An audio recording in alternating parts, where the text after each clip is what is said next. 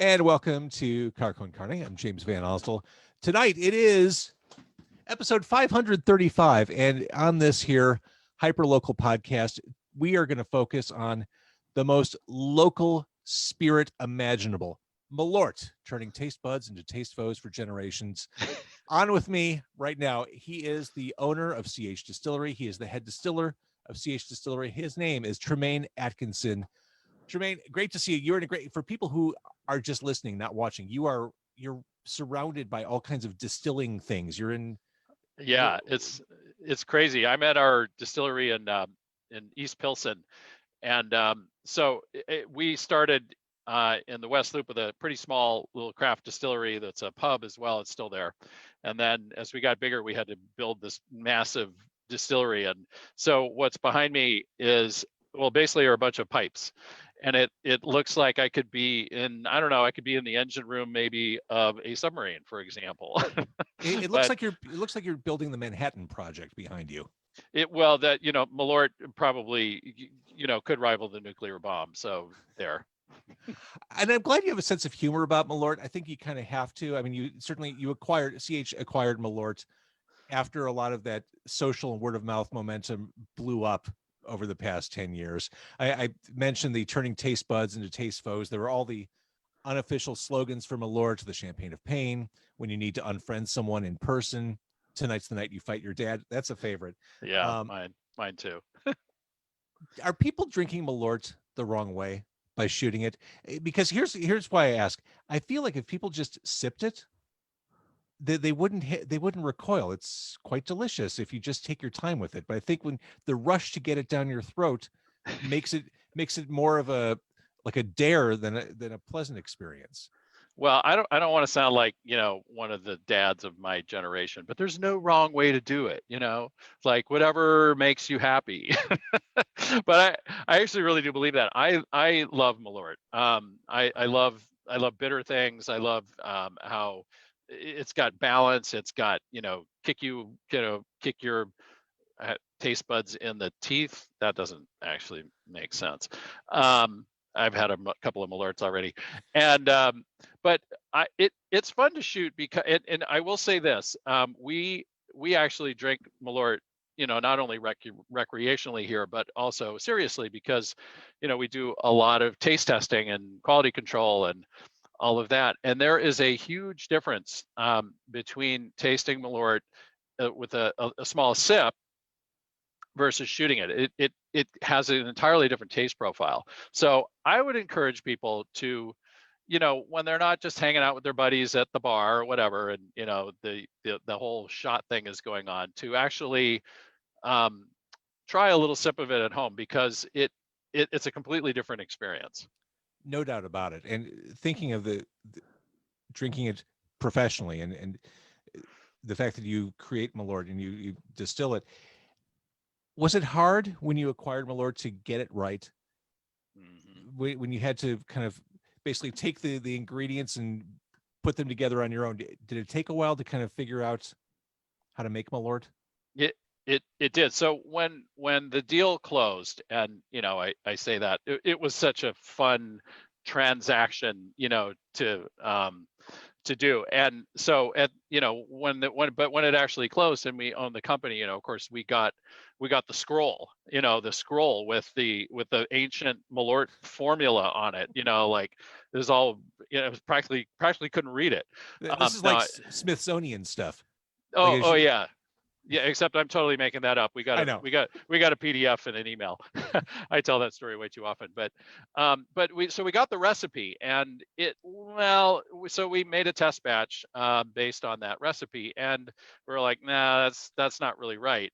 And so we just sort of scratched our heads and said, let's just rebuild this kind of from scratch. And so that's what we did.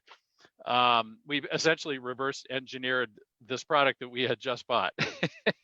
It was crazy. We drank more Malört, more bad Malört during those it took about 3 or 4 months. Then I'm surprised we're not all just completely traumatized. We probably actually are. Yeah, that's okay. I think a lot of people still don't know what wormwood is. I'm not even sure I'm totally clear on what wormwood is. Can you explain that? It's kind of a weed. It's a weed. It's an herb. It grows like crazy. It grows in lots of different climates, including our climate here. And really, it's a simple. It's just a simple plant. It's kind of kind of a stick. It's kind of like a bush, and it's got very small little sort of flowers on it. And and now depending on where it grows, what climate, what soil, what happens that season, it's going to have different batches have different flavors, but it's obvious and very distinct, and most notable characteristic is its bitterness. It's probably the most bitter thing on the planet. And so if you bite into just a stick of wormwood, I mean, man, it'll make a bottle of Malört seem like vodka. Does Malört mix with anything? Have people tried and failed? Is there any other way to drink it other than neat? No, absolutely not. I'm sorry. I'm kind of a smart aleck. Yes, there is. There are a lot of awesome cocktails that bartenders over the years have produced, and some of them, get a little complicated with a lot of ingredients and a lot of stuff, which is fine. But the single easiest way to mix Malört is with grapefruit. It pairs so beautifully with grapefruit. It's kind of got a grapefruit flavor itself, and but when you get the kind of the sweetness of the grapefruit juice, it just pairs up beautifully. So if you're in a pinch and all you got is Malört and you can't handle the shots, just mix it with a little even grapefruit, like flavored seltzer water, and it rocks. I enjoy the history of Malört. This is something back during the Prohibition era, as I understand it. Malört was able to skirt Prohibition because it was pitched or presented as a medicinal product. Yeah. So Carl Jeppson, whose name still obviously graces the bottle, he was an immigrant from Sweden, and Malört is a version of a very traditional Scandinavian liqueur, which is a snaps or schnapps, or a besk or a brandvin. And what it is a digestive. And wormwood does have some, at least repeatedly, has some anti parasite qualities. And I think anybody who's had a big meal at an Italian restaurant, for example, and has been brought a glass of Amaro at the end, knows that the bitterness and the herbalness will sort of help settle your stomach. So Mr. Jeppson was making this in his abode in Chicago, and it's kind of selling it around during Prohibition. And every now and then the feds would hassle him, and he would say, well, fine, I'll pour you a shot, you drink it, you tell me if this is something anybody would. And of course they would take it and say, oh, okay, that's cool, it's got to be medicine. Right. No one's drinking this recreationally. No. You're free to go, Mr. Jeppson. It's all good. So the Chicago flag was added to the label in the 1930s. Yep. And for the last 3 decades before CH acquired Malört, it wasn't even made here anymore, right? Yeah, it was originally made here, and then the Marsal distillery closed in the 70s. Distilleries everything had gotten consolidated. It was like what happened in beer. So none of the little guys were left. Well, yeah, thank God radio is still around. So yeah, it had to find a home. So it actually went briefly to a distillery in Kentucky, and then after that moved to a distillery in Florida, where it remained up until 2019. Yeah, when we brought it back here. Tremaine, as we're recording this for the podcast, it's also being run on Facebook Live. Giorgio just checked in and said Malört, and he used the umlaut properly. Malört turns friends into best friends. Now that's a positive. That's a shot glass half full approach. Very much. That's very sweet. That's the way to look at it. So, what is it about Malört? What is it that makes it so Chicago? How has this spirit become so ingrained in Chicago culture? I mean, it is right up there with old style Italian beef, deep dish pizza, the whole nine. Why Malört? It's a great question. I think those things all have become Chicago icons, if you will, by not by marketing or by really anybody trying to make that happen.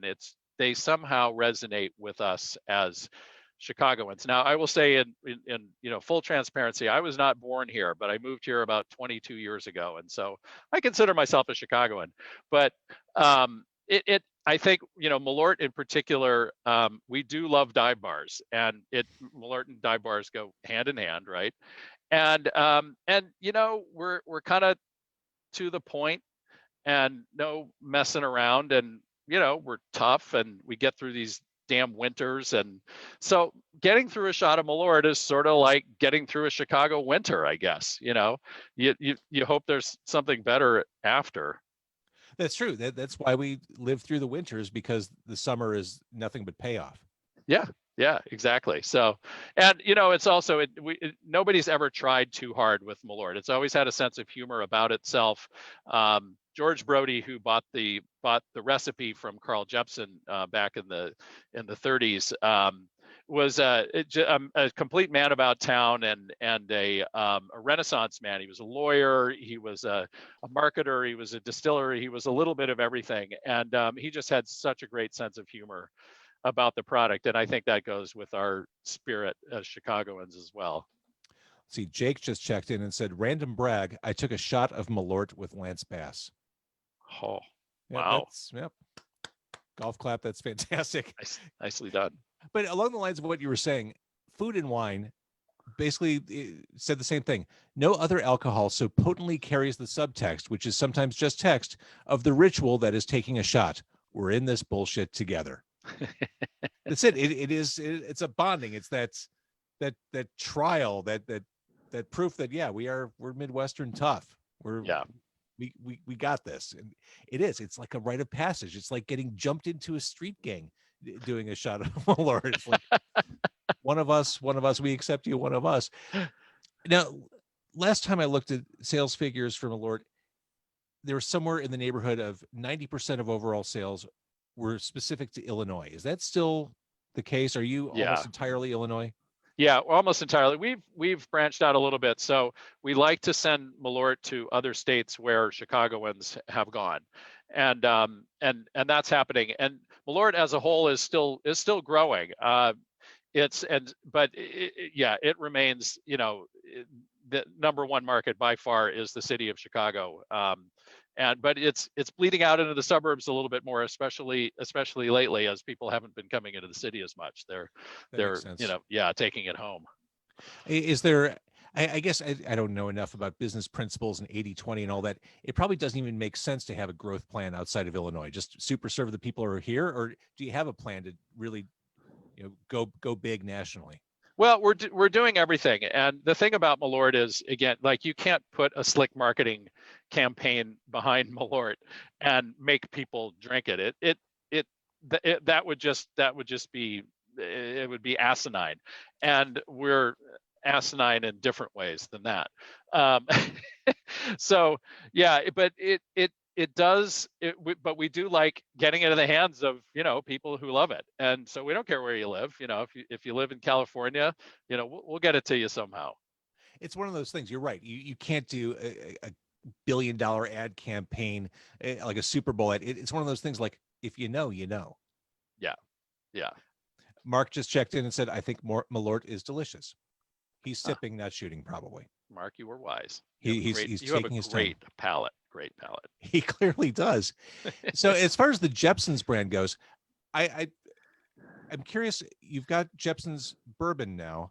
Mm-hmm. What made you put the bourbon under the Jepsen's brand as opposed to the CH brand? How does that delineation work? So we about 5 years ago, we kind of stumbled upon an opportunity to buy some really high quality bourbon from Indiana and from Tennessee. And when we started CH, we started off as a vodka company and quickly started making many other things, vodka or gin and aquavit and Amaros and rum and all kinds of things. But the thing that we found out pretty quickly we're terrible at was making whiskey. We made some bourbons that like are still sitting in the barrel like 8 years later, and they still suck. So we're like, let's not try to be good at everything. So our whiskey program has always been sourced from, people who are much better at making whiskey. So anyway, so we ended up with this rather large supply of bourbon, and it was young, and we bottled it under the CH line and sold it just, a nickel above cost, mostly to bars. And then it wasn't selling all that well, but all of a sudden it turned 4 years old, and we tasted it again, and we were like, wow, this is really good. Something really special happens to bourbon at 4 years in the barrel. It opens up, it smooths out, it integrates, it does lots of good things. And so we realized we had a really nice quality product in our hand, and we wanted to reboot it. And, as much as CH is known for in the city of Chicago, particularly by bartenders as a really high quality, we're the only vodka that's actually made from Illinois grain. I love that. We really celebrate ingredients and flavors and all of that. Frankly, it had not become a real strong brand in consumers' minds. So we thought, well, we have Jepson's, and that's pretty well ingrained in consumers' minds. So let's just shamelessly exploit it. That makes So sense. we thought, yeah, let's get it out there. We'll put the Jepson's name on it, and not being totally flip about it, but that it gets it in more people's hands, because people are like, oh, I wonder if that has Malört in it. I like the focus on local. It just makes sense for every obvious reason. Looking at the success and the growth of CH, founded just over 7 years ago, you had the right spirits, you had the right location. How could you have known back then that location in the West Loop would be the right place? Because I don't know that. I on paper, I don't know if that people would have thought the same thing, or would have had the same vision back then. Well, that was driven by something very specific, which is so when we started up the company, we wanted to make good products, and my old buddy Mark and I, who started up the company together, and we'd been all over the country going to various distilleries, and we'd take the tour. And what drove us crazy is at the end of the tour, you'd hear all these amazing things about all the stuff they made, and then they'd like give you a little plastic cup and quarter ounce of this stuff, and you'd be like, oh, that's great. And so we wanted to have wow. And so we wanted to have a cocktail bar. We wanted to have a bar with our distillery, and so we were looking for a location where that would sort of make sense, and this spot just popped up in the sort of, I don't know if you call it the West Loop or what. We're on the other side. We're the east side of the expressway, but you're on the other side of the river, so that counts for something. Yeah. And hey, Blackbird and Avec are kitty corner, so those we knew it was a good neighborhood. And we're lucky to still have that place. It's still a wonderful, absolutely wonderful. It's my favorite bar in the city, if I'm allowed to say that about my own bar. And some of the products, the key gin with the key limes. Yeah. Oh, thank you. Yeah.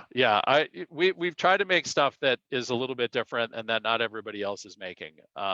Because otherwise, sort of, what's the point of being a small distillery? Because being a small distillery allows you to make really interesting things and work with really fun and real ingredients. So the specialty spirits you do, is that just you, like, as a mad scientist playing in the lab, trying new things? I'm a drinker. I've always loved drinking, and so my first and foremost, my thing is it needs to taste good. It needs to be something that you can enjoy drinking. But so much of our inspiration came from actually from having that cocktail bar in the West Loop, because back then the only liquor license the state would give you as a distillery to sell cocktails was if you only used your own stuff. So it's not like we could go out and buy, different spirits. So if we wanted it, we had to make it.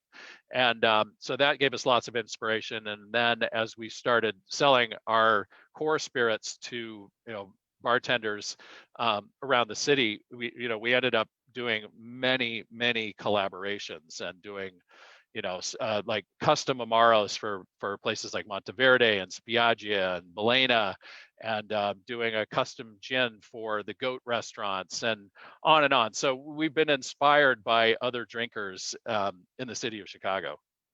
I love it. And CH, the website is chdistillery.com.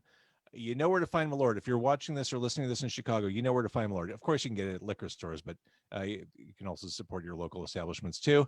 I love what you're doing. I love the fact that you are a Chicago true distillery. We're proud to have you. Thank you. On our cultural landscape.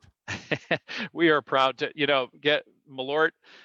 It's I've likened it to, we really don't own Malört. The people who love Malört own Malört. We just happen to be the ones who are lucky enough to get to make it. It's it truly is lightning in a bottle. It's one of those magical things that just, again, if you know, it just it is part of who we are now. It's amazing. Tremaine Atkinson, thank you so much for doing this. Thank you.